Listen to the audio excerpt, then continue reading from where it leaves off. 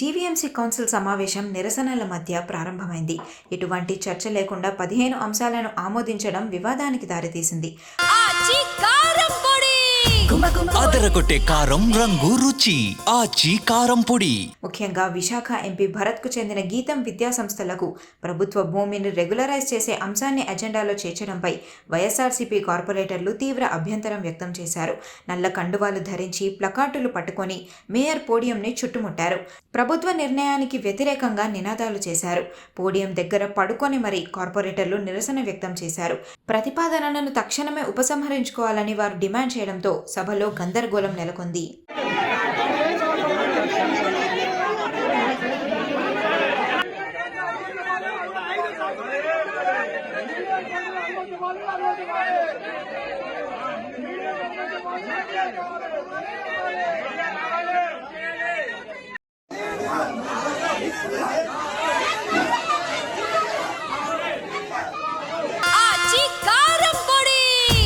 అదరగొట్టే కారం రంగు రుచి ఆచి కారం పొడి.